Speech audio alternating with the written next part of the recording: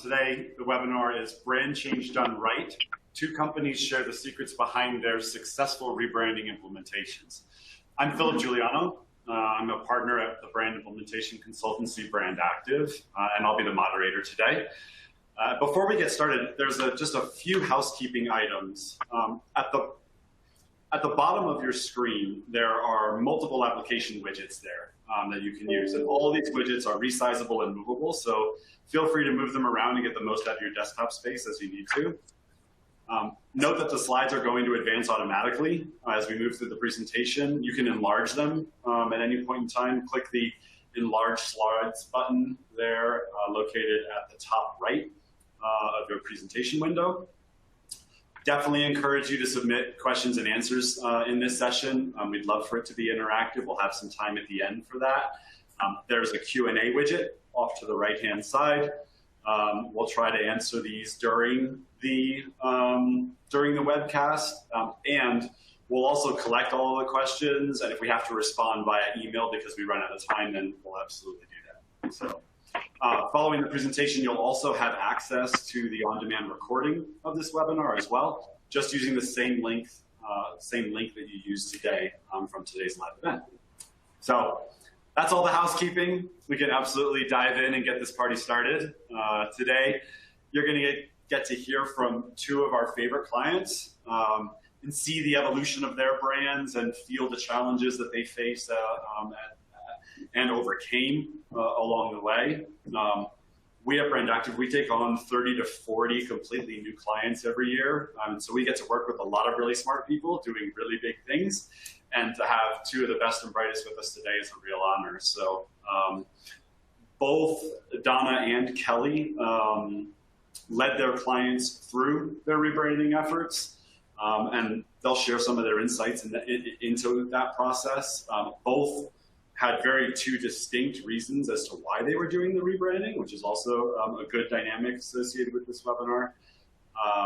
And both are also in highly regulated industries, which makes the costly and complex environment of brand change all that more so. So without further ado, I will introduce Donna Gansman, who is the VP of Enterprise Reputation at Pfizer. She's responsible for the pharmaceutical giant's corporate branding, corporate advertising, digital channels, and monitoring and measuring Pfizer's corporate reputation. Small job. So, do you want to say hello, Donna? Hi, everyone, and it's great to hear that I was one of your favorite clients, because this was a very ambitious undertaking that you all took on for us. So, thank you. It's great to be here. Absolutely, it's good to have you. And Donna's joined by Kelly Vives, who unfortunately is just joining us by voice today due to technology limitations on platforms here. Nothing on her side. Kelly is the Chief Marketing and Communications Officer at Allspring Global Investments, which was formerly Wells Fargo Asset Management. Kelly handles all marketing and communications for the independent asset management company, including its digital experience and go-to-market strategy. So, Kelly, if you want to say hello. Yes, hi. Sorry, I'm not able, in this digital world, I'm not connecting, but I'm here on the phone and thrilled to be here and still a client of BrandActive as we continue our rebrand. So. And we are thrilled as well. Okay, so before we get to the panelists, we'd love to provide a little bit of backdrop for the conversation. Some stats up here that are interesting. I mean, honestly, the more interesting thing is just what we've been seeing in the market. 2021 and 2022 saw a massive amount of rebranding. I've been in this industry for nearly 20 years on the agency side, and then also here at BrandActive for 16 years, and I've never seen anything like what we saw in 2021 and 2022. And I know if you talk to some of the branding agencies out there that do more of the creative side of the rebranding, they would say the exact same thing. So why are so many companies rebranding, right? Obviously, it's not a shock that the pandemic had some effect on this. Many companies don't look like they did in 2019, whether it was through mergers, acquisitions, organic growth, different pathways, things of that nature. But they really needed to shift how they were talking to their consumers based off of what those consumers were going to expect. So healthcare with telehealth, or Financial services becoming more digital and getting out of the branch experience, tech shifting to connection enablement and enabling the new work environment, all of that kind of stuff. So merger and acquisition activity was the highest that it's been. It was a blowout year, according to KPMG in 2021. So that was small acquisitions, but it was also some pretty massive ones. It also saw a lot of splits and divestitures as well, as Dow, for example, or J&J has announced that they're splitting, or there's just so many companies out there that are doing that kind of segmentation, separation, and refocusing of their business assets into areas that are going to actually grow the company forward. So that's another thing. And then there's also social aspects. As sustainability became more and more of a driver, employee retention and also employee attraction became a pretty significant driver. So all of these things just sort of lay a backdrop as to why companies are going through what Donna and Kelly are about to share with you today. So Donna, I'm going to start with you.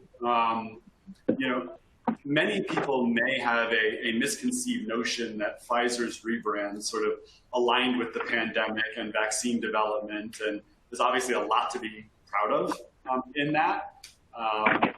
And yet there's still a lot more to the story than that, which started before the pandemic even began. So can you share a little bit of the backstory of why Pfizer pursued this corporate rebrand and why the change was so important for the future of the company and what that change even involved?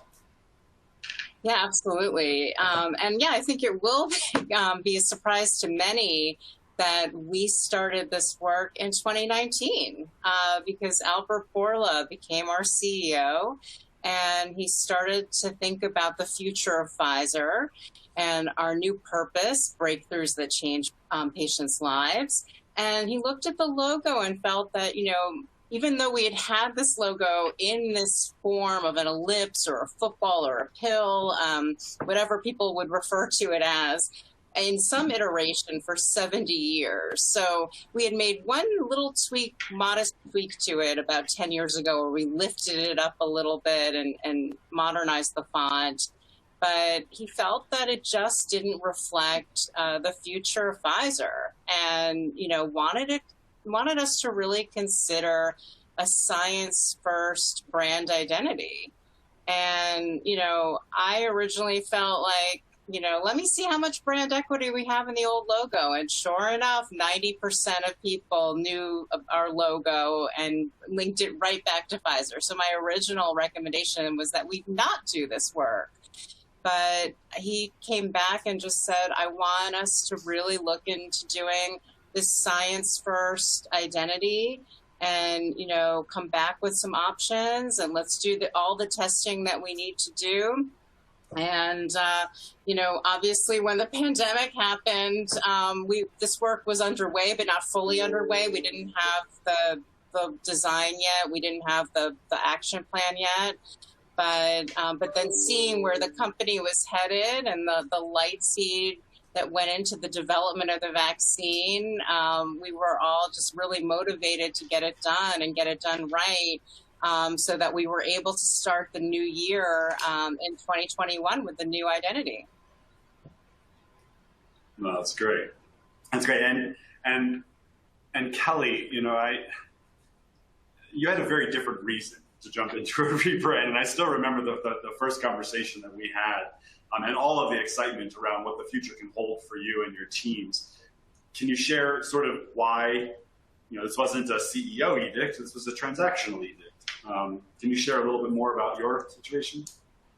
Yeah, and I love hearing that story from Dana too, that how it all serendipitously kind of worked together, that they were able to roll out, during the amazing work that Pfizer did throughout the pandemic. So I love hearing that story.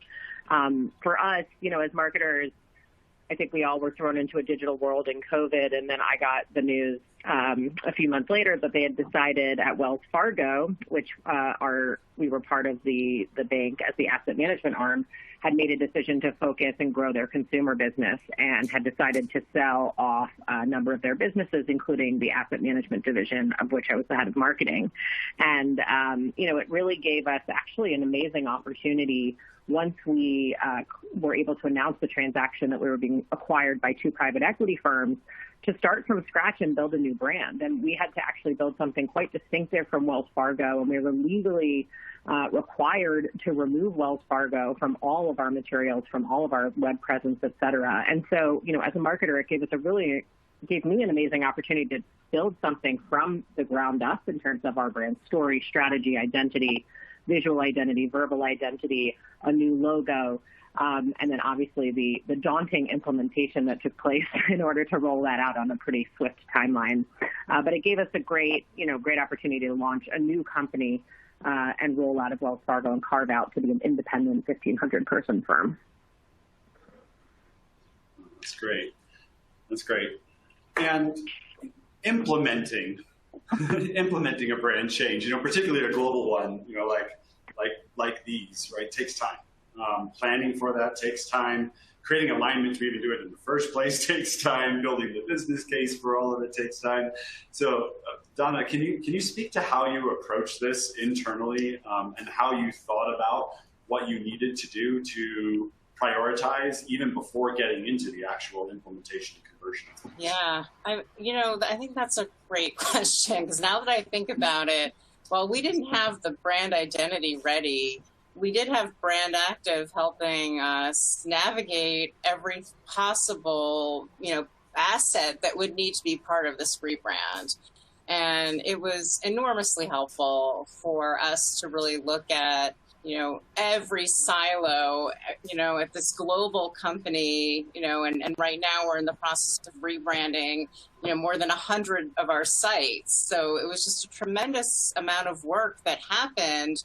And then you got us to, 3 budget scenarios that we put in front of our executive leadership team. We had, the very big rush job, like where you have to do it immediately, the 18-month plan and the 3-year plan, which was a much slower push. And we are really have 2 more weeks of our 18-month plan right now, but unfortunately supply chain shortages have impacted some of that work. But, we had a lot of things that we had to get done right away because of all the attention we were getting we're literally rolling this out while the vaccine is rolling out. And we had President Biden at one of our sites. We had to get your help, getting our Kalamazoo site, temporarily rebranded for that visit because, Right. We launched this out. I was like January 5th and President Biden came like February 12th, and we just wanted to show the new face of the company for that. So there was just a lot of starts and stops, and then supply chain issues. But the original push was that this be digital first. So on day one, all of our digital assets were changed, and then working with BrandActive on all the marketing materials, hundreds and hundreds of marketing materials, print, digital, and otherwise, that we were able to get it done. But I don't think I realized going in what the implementation really looked like and how critical it is to have the right team in place to help guide it. Yeah, and I mean, in your situation, this was CEO driven, right? This is going to happen. This is the change that I want to make. Was there resistance to the change in the implementation internally that you had to? Sorry to add an ad hoc question here, but I'm curious. That's okay. Well, I think originally I was worried about it myself, and I had been at Pfizer at that point a decade, just knowing the credibility that came with the brand. And then we did that research. It was global research that the brand is so well recognized. So I think that's why we were very careful with how we did it. While we have the ribbon helix, we have animation that actually shows the ribbon helix evolving from the ellipse. And, you know, we went through a whole experiment if we should change the colors, you know, but people here say they bleed Pfizer blue. There was no way. And, you know, when we look at other companies, yes, other pharma companies are blue, but really we were the original. That's been our color palette, you know, in our 170 plus year history. So we were first. We kind of were, right? I mean, yeah, so we kept the blue, and, you know, but you know, you're right. And we thought that it wouldn't be well received by colleagues. We weren't sure, you know, and we kind of pressed the, you know, the button on it on January 5th of last year.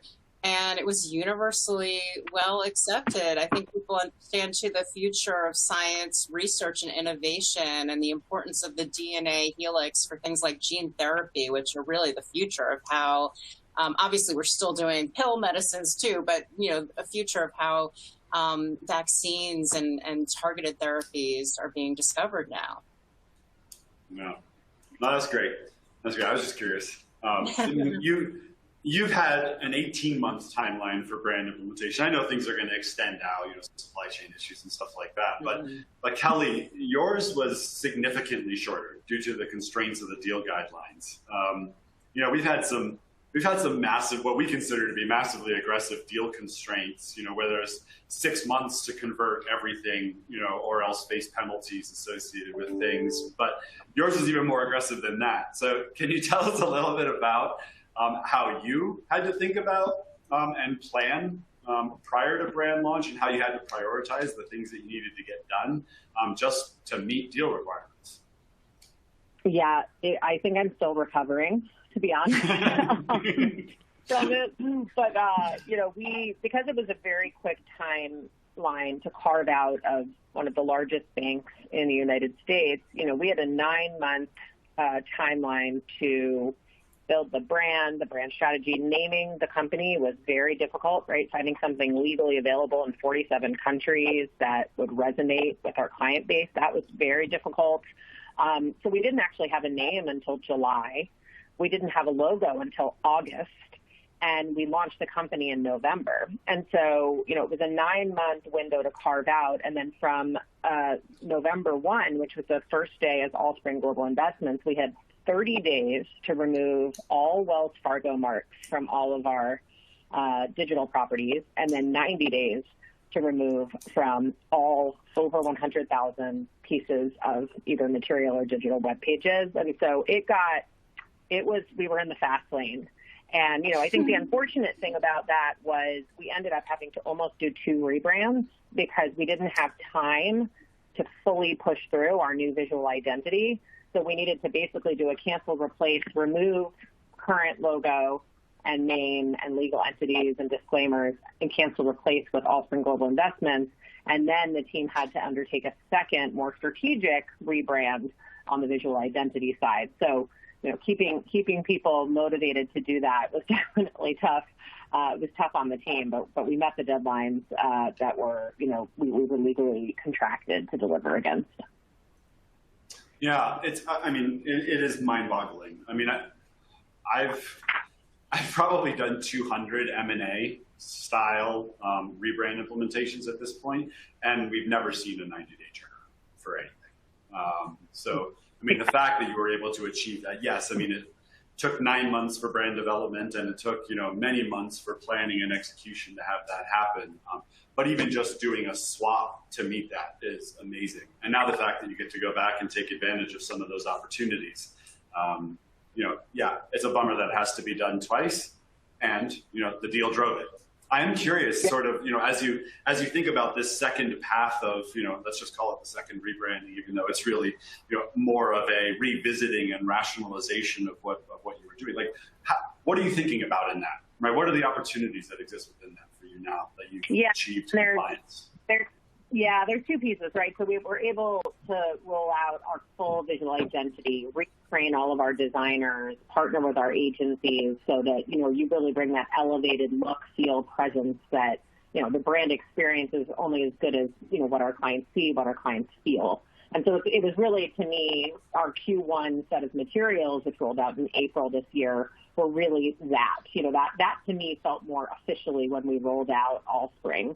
But I think the opportunity now, because we didn't have the time to rationalize, why do we have X hundred pitch books, right? Why do we have 10,000 pages of web content? And there's a lot of regulatory reasons and requirements, but it gives us an opportunity to kind of slow down before we speed up and think about where we can automate, where we can, build in just more user-friendly tools so that people could actually build their own decks and kind of set up the processes for that. So I think it gives us an opportunity to be a little bit more strategic on both the kind of automation and implementation side and self-user tools for some of our distribution teams, as well as kind of the visual expression of the brand and actually taking the time to do that right. I mean, we had to hire a firm of PowerPoint designers that I think BrandActive helped and recommended to us.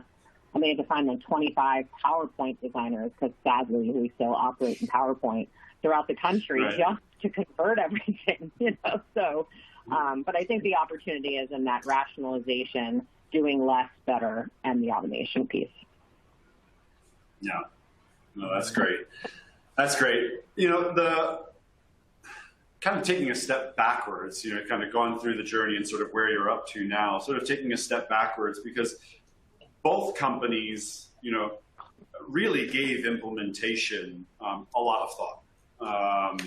Both companies actually, thought about this early enough in the process to make implementation effective within the organization. A lot of times what we see is companies thinking about brand development as, well, I do research, right? I do brand strategy, I do messaging, I do brand identity, I do architecture, I do visual system, and then I think about implementation, right? And there's this linear process that people go through. And I think what was unique about both of your situations, and what made the partnership so valuable is that you saw these as very parallel path things, right? That as you're developing brand and as you're developing assets, you're doing scenario modeling and cost analysis. And so I'm curious, just sort of like, what was it? Was it past experience that you've gone through? Was it just the overwhelm of just realizing just how big and complex this was right at the beginning? What had you make that decision of prioritizing implementation? Sorry, Donna, I'll start with you. Yeah. Yeah. Yeah, Donna, go for it. Oh, I'm sorry. Well, I will say I didn't have any experience doing this, and it really helped working with the BrandActive team to, help us prioritize. So, obviously, similar to Kelly, you have to think like digital first. So, so we had a very small team. We wanted to keep this it was top secret. So I don't know how it didn't get leaked inside and outside the company. It still amazes me.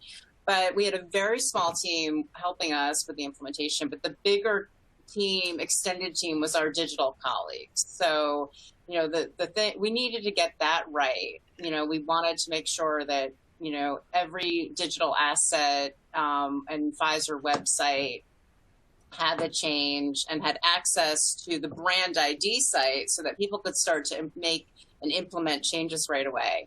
And PowerPoint templates were were a part of that for us too. So, and then, some smaller things like if you can't change a sign at a site, we could at least have flags with the new logo sent to everyone. So we ended up sending them out. We didn't want anyone to, really blow our cover on the launch. So we sent that out like 3 or 4 days before and, swore everyone to secrecy. And we had some big signs too to come, and obviously it was a challenging time because a lot of people weren't even in the office, because we're still hybrid here, but just trying to, prioritize, what was going to make a big impact. And we knew, that people would be looking and wanting to experience the new brand identity digitally first.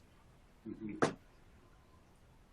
That makes sense. Yeah, Kelly? I think on our side, I had the benefit of being part of the deal team before the deal was announced. So I had started to line up some of the best branding firms in the world and doing an RFP under the guise that Wells Fargo Asset Management was going to refresh their, persona, knowing that it was going to be a much kind of different RFP, but at least got to know some of the firms. And I think it started to dawn on me there that there's these two key buckets to a rebrand. And I think you had touched on this earlier, Donna, but, it's the kind of fun, creative, beautiful, visual, exciting piece of it and the storytelling piece of it, and then the daunting, oh my gosh, right, and the tentacles of implementation. And I think when it dawned on me, and frankly, I think I serendipitously found BrandActive through, an industry colleague, but at a very serendipitous time. But when I was joining the work stream calls that were, on the M&A team to execute this deal,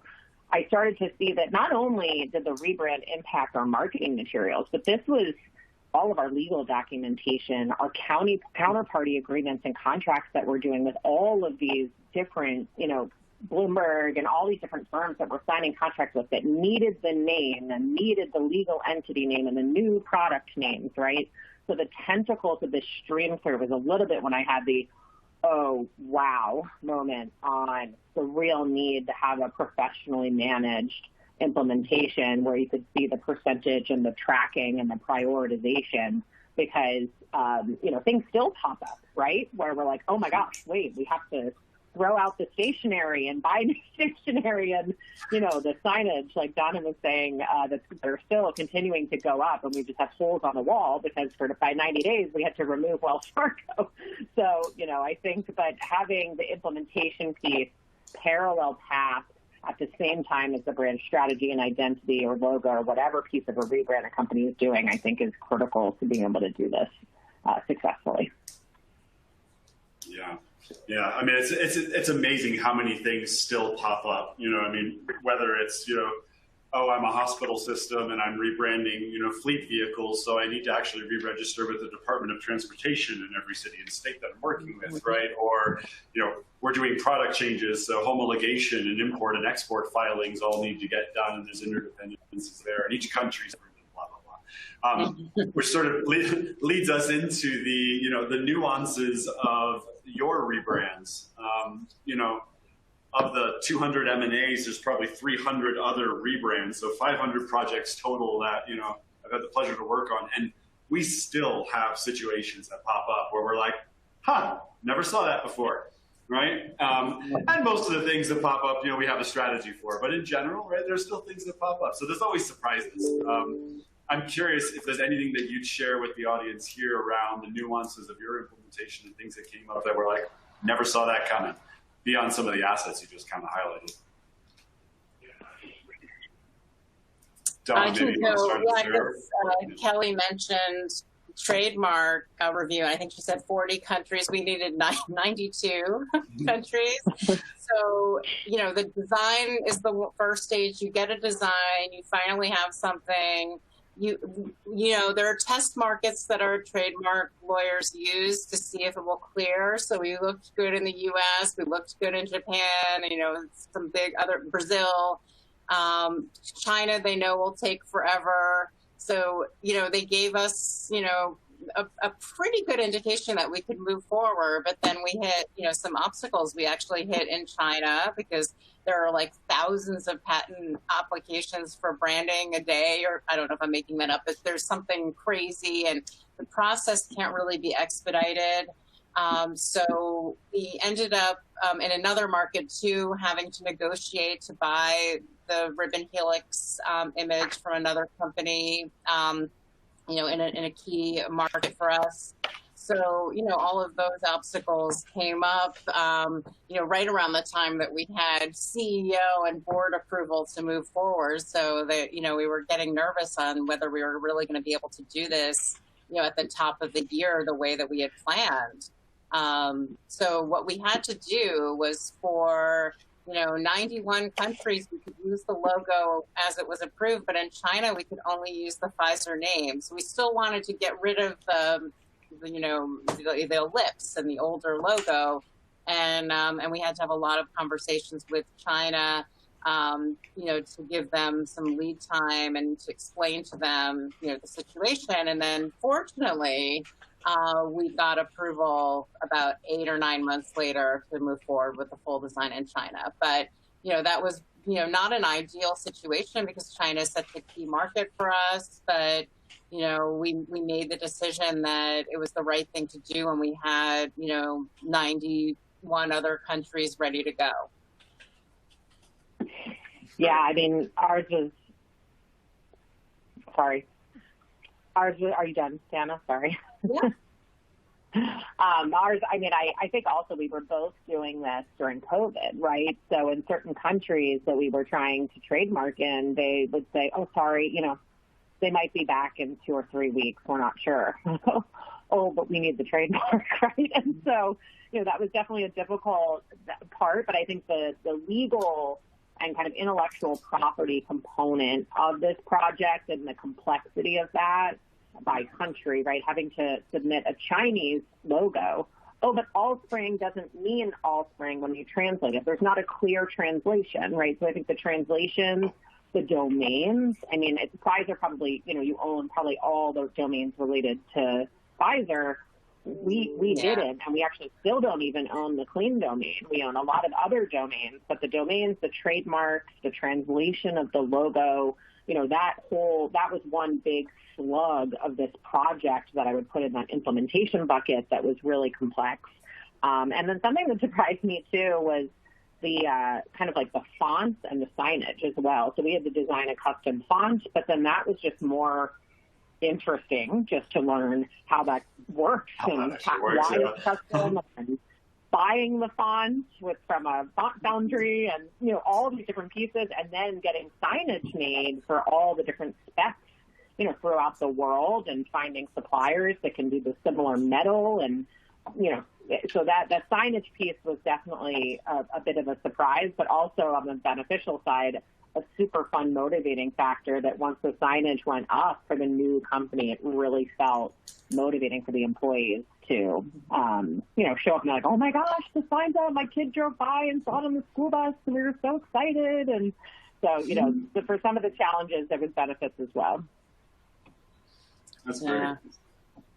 Yeah, naming a company, I have actually done that. So the name, we didn't have to change the name Pfizer, but we had the issue with the design. We just weren't landing the design. It took months and months and months. In fact, we ended up repitching the business to other designer firms because we just weren't nailing it after 6 months. And, you know, it took, we ended up going with a much smaller boutique agency with the final design moving forward. And, you know, just, you know, for me, I think we probably should have brought our CEO into the process earlier, but because of COVID, it was, you know, while he was engaged and knew we were working on it, you know, there were so many other conflicting priorities going on at the time when we were dealing with the design process. But we ended up with, you know, a logo that we all agreed on and moved forward with in November.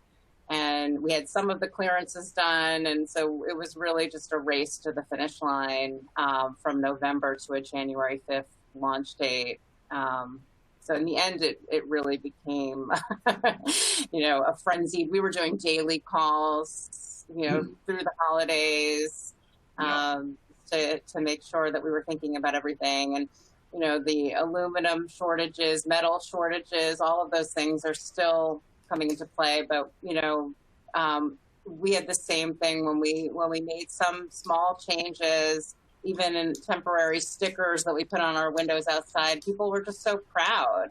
And it really uncovered such a pride and brand love that not just colleagues were having, but the general public, so much so that we even started selling our Pfizer apparel on our website, which, you know, normally that would be just an internal company store, but, you know, people were so proud to get their vaccines, and it was a moment in time where, you know, people were asking for, we were seeing, like, you know, things being sold on Amazon with the wrong logo, so we at least wanted to put something with the right logo. That's great.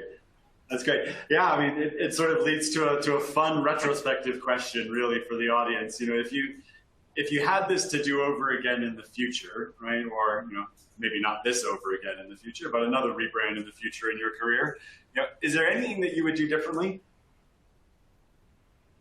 Donna, let's start with you again, actually. Yeah. I mean, I think, getting the CEO involved in the beginning and, some of the feedback that we got from some of our leaders was that, it's not scientific enough, but really trying to delve into, what were the aspects of the designs that they liked and where could we build from that? And, I have a slide somewhere that has 400 different Pfizer logos, which is crazy. So you can see it, to me too, because when I would look at something, I'm like, no, this doesn't feel right, and I think that's why we ended up keeping our font, and we didn't do an all caps logo. There were so many things when we looked at it, just didn't feel like us, but, trying to get, your leaders involved early on. And then if something's not working, if you're seeing that the rubber isn't meeting the road with one design agency, bring on others, to have more creative minds on a project like this, because it's a major change to be a new face of a company like this or a company like Wells Fargo.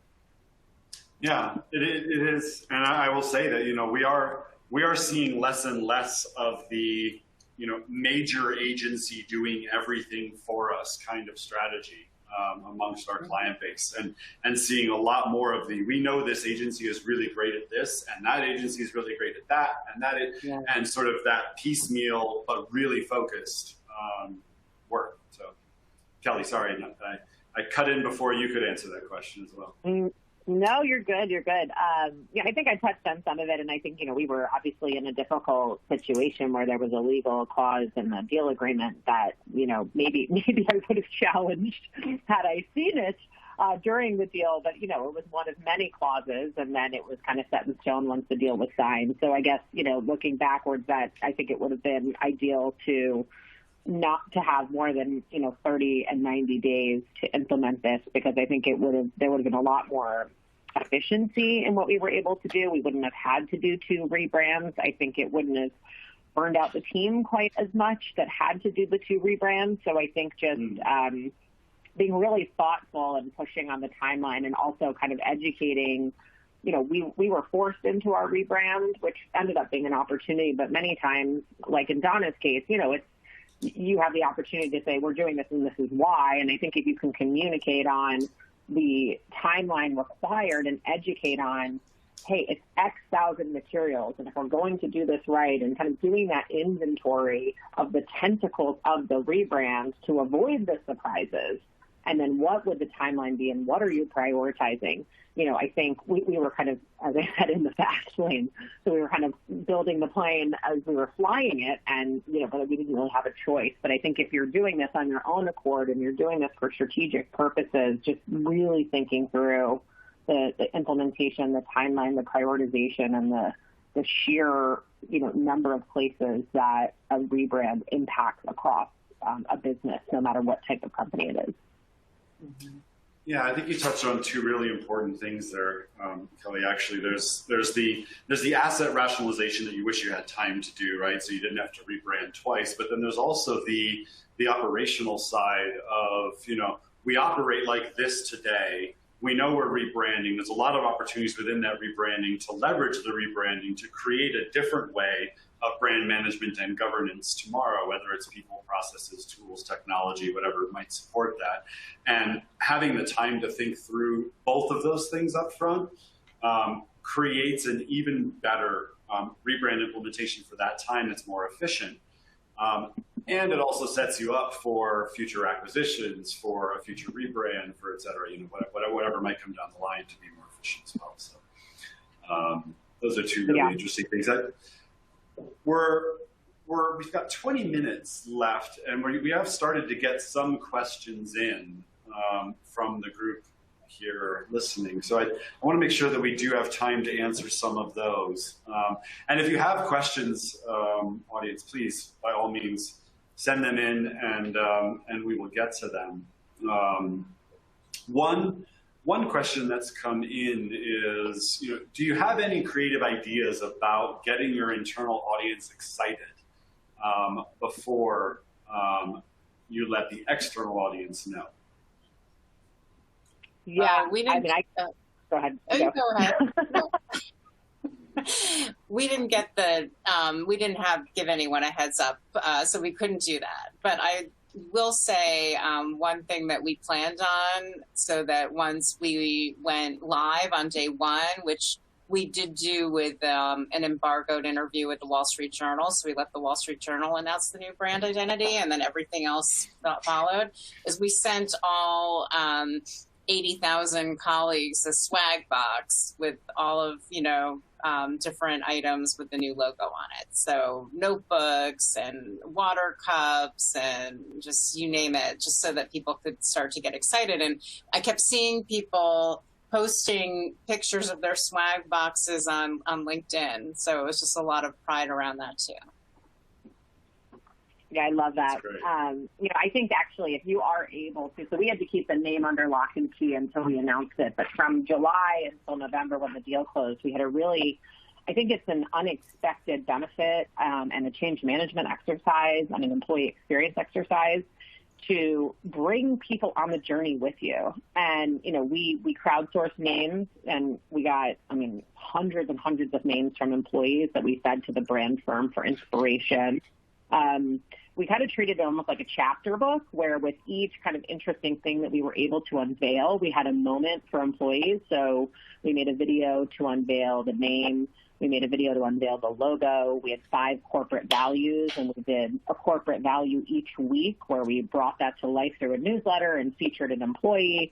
And so I think there's, we had a full company chat where we were able to kind of post things there to really just build that excitement. And I think, like you said, Donna, the pride and the excitement to work somewhere and to wear the logo and kind of show it to their friends and their family. And, there's huge amplification benefits there from a brand perspective, especially for someone like Allspring, where we don't have brand awareness, which is the opportunity. But I think, just really pulling employees in, and if you're able to, sharing some of the things before, even in the night before, the day before it goes out to market, I think makes the employee base feel, really special and engaged, and like they were part of the writing of this chapter.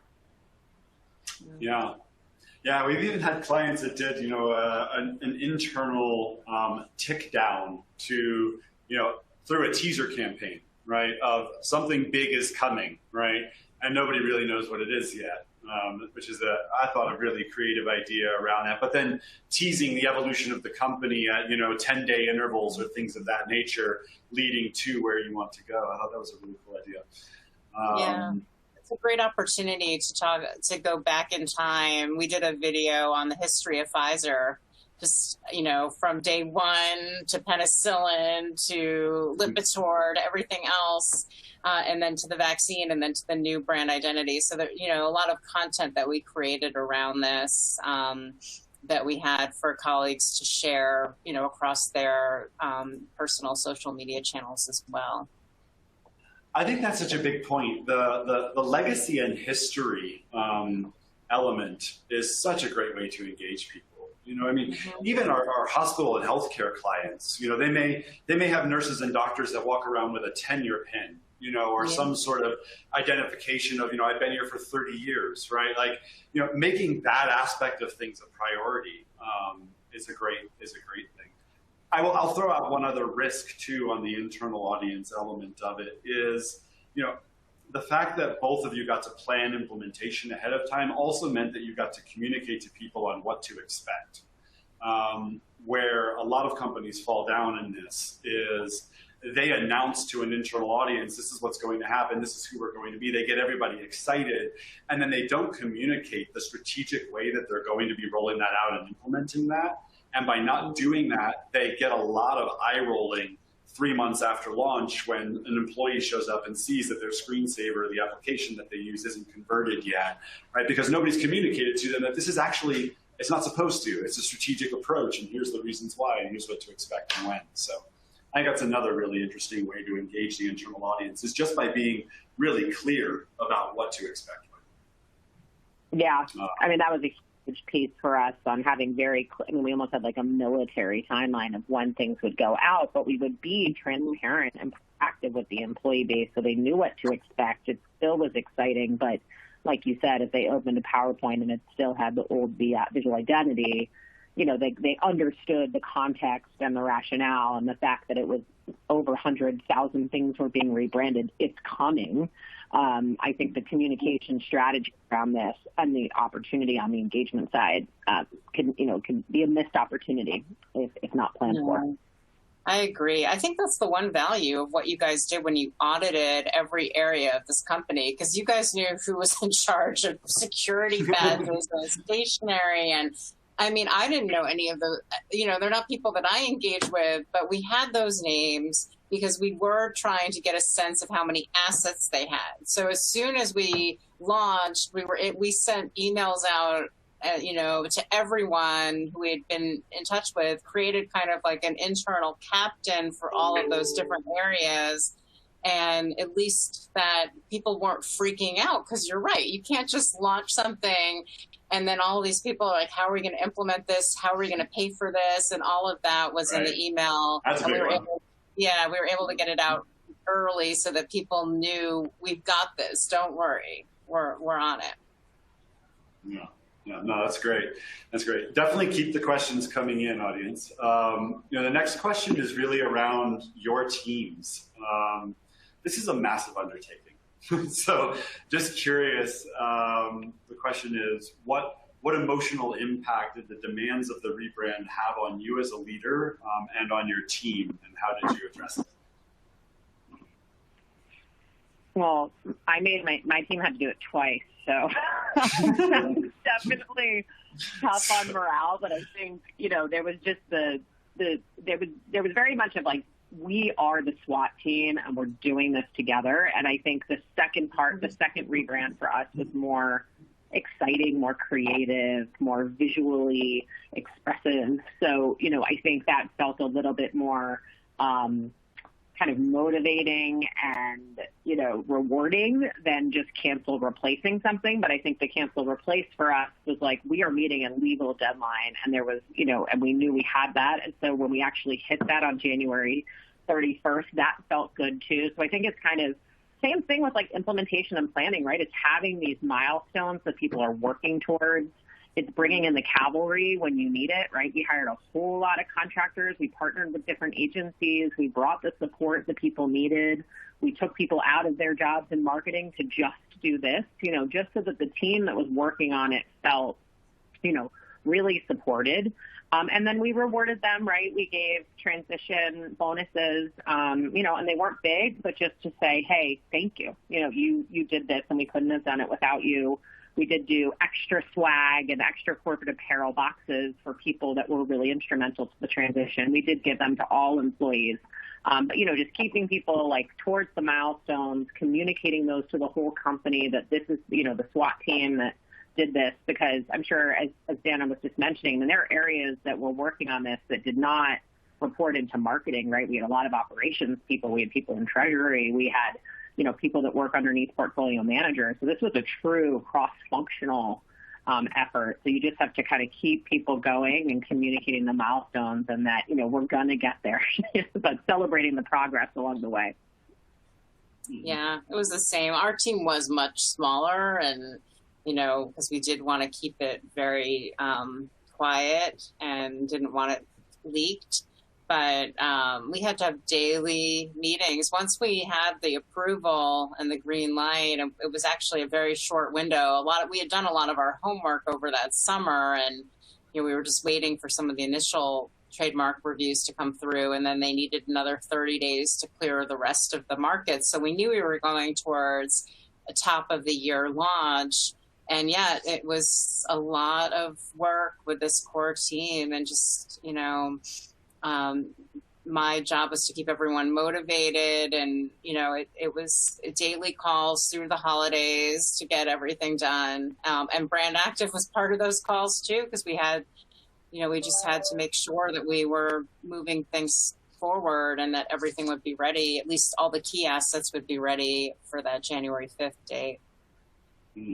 But I have to Yeah, say, and I'm sure you feel the same, like, although it was tough, right, and we were in the trenches together, and, you know, there were bumps in the road, and there were things that didn't go our way, and we had to rectify, but I think just it does, when you look back, feel, like, rewarding, and we did it together, you know? Yeah, and it does. So I think the team building component of it, although there's bumps and bruises along the way, I mean, I was in Boston this week with some of my team, and I was like, you guys, a year ago, we didn't have a name. Like, that's crazy, you know? That's like, crazy. we didn't have a name a year ago, and now we have a full brand, right? So, you know, I think there is a benefit to the team building as long as you care for the folks and, you know, make sure they don't burn out. Yeah, no, I think everyone recognizes it's a tremendous opportunity to work on something like this high profile, and, you know, and the team really stuck it out from the beginning to the end, which was amazing. We had the same core people in, you know, through the first iteration of this in Q4 of 2019 to when we launched. Yeah, that's great. And I think one of the things that I'll share with the audience, because both of your situations were, you know, what we would consider to be more on the aggressive side, right? Obviously, I mean, Kelly, yours massively aggressive, but even, you know, 18 months for, you know, a global conversion of a global country across 90 countries, that's also an aggressive timeline. And a lot of companies don't do, for those sitting out there that are considering this, don't do, you know, massively aggressive overnight conversions of their brand anymore, right? They tend to take, you know, anywhere between 2 to 4 years to roll out the brand, you know, really prioritizing 20% of the assets that creates 80% of the impact, right? You know, in that launch window, and then using operational cycles and rolling things out. So I'm only sharing that as a, you know, you have the variables of time, operational cycles, quality, how you leverage internal resources, what you do outsource, right? And all of these things affect cost and impact.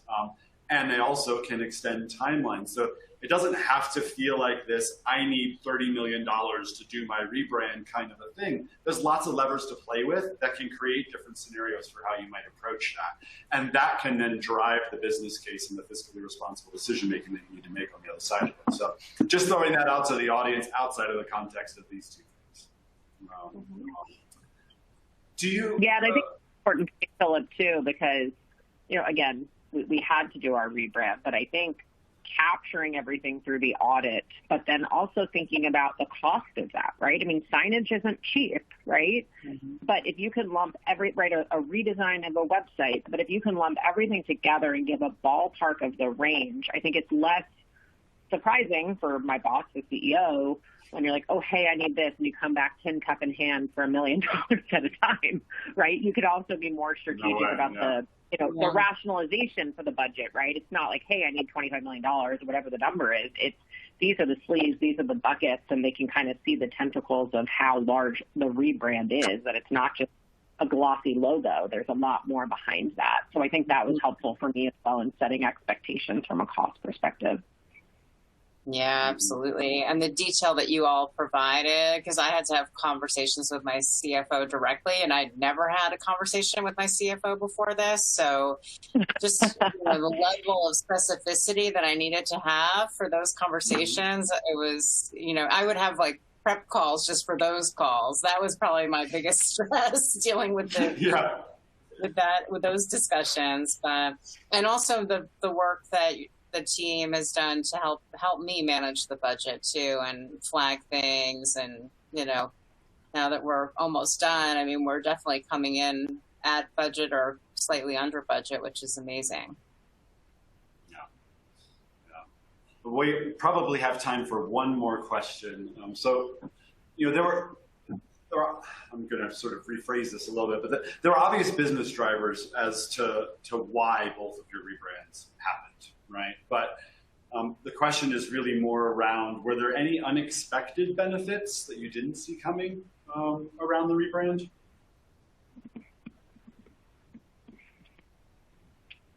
I think for me, Dana referenced it a little bit, but I think it was one of the prior questions too, but I think the opportunity to engage our employees, I think, was a real benefit and kind of the surprising excitement around that. And when we gave everybody kind of a backpack full of stuff, and they were so excited, and then we ended up having to launch an employee store because people were so jazzed and wanted to buy things. But I think it also gave us that opportunity with clients, and that was really cool to see that, you know, I engaged some of our clients early on in a brand kind of engagement, like give us some advice exercise.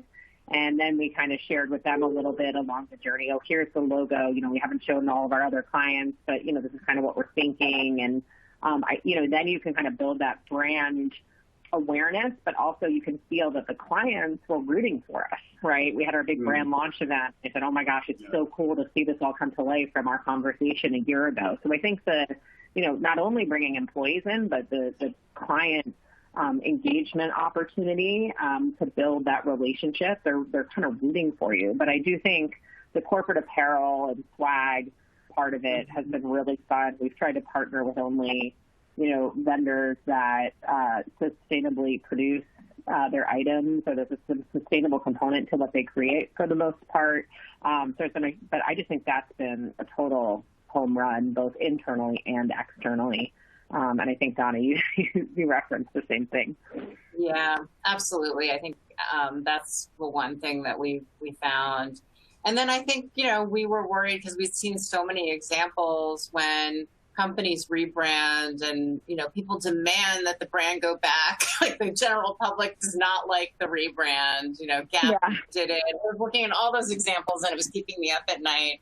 And it just, like, once we did it, we turned the lights on, like, it was, you know, generally well received too. So I think, you know, it was one of those, I wouldn't say it's unexpected, but we weren't necessarily expecting it, right? You don't know if people are going to say, no, I like that football. How could you do that to the Pfizer logo?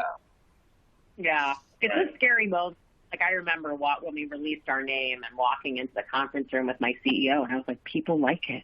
Like, I was like, right? When you do the press release and you get the Slack and you see what's happened to some other companies. So it is nerve-wracking, right? And it's a risk, and you have to strike the right balance. But, you know, and I think we both had a really cool opportunity to do it in a time when the world was changing, both of our industries were changing. People are probably maybe more receptive to other things changing because there was so much change surrounding us. And so it was a really just kind of amazing time to be able to be at this inflection point in the world and then evolving our brands to kind of meet the world where it is. Agreed. Yeah. Well, we've got other questions, but rather than take one on with 2 minutes left, I think we will end here. And I just want to say a big thank you to both of you, Donna and Kelly. Thank you for being here. And also wanted to thank the audience for being here as well. I know we all have a lot of things to take up our day. So thank you for prioritizing this. I hope it was an interesting conversation for everybody and that you learned things. If you do have questions, you are more than happy to submit them back, and we will get to them when we will answer them. And as a reminder, today's webinar will be available on demand. You will receive an email link for that. And other than that, I think I will say thank you, everybody, and have a great day. Thank you. Thank you. Thank you. Bye-bye.